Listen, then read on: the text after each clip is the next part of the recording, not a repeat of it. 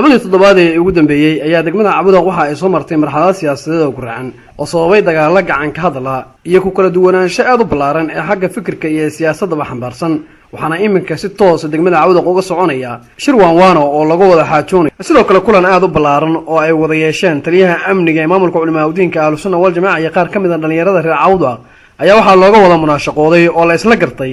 in loo guntado loona istaago nabadda iyo in laga wada shaqeeyo xasiloonida deegaanka oo waayahan baan ahayn sidii hore isla markaana la sameeyo wacyigelin bulsho waxaana wada hadal kadib ay dhalinyarada ku dhaqaaqeen in iyagoo wata gawaari qurxoon aad u fara badan iyo mikrofoono ay ku soo wareegaan guud ahaanba qaybaha ay ka kooban tahay magaalada Cabudaq kuwaas oo isticmaalayay hal ku dhigyo nabadeed markaana dadka tusayay nabadda iyo macaanka ay leedahay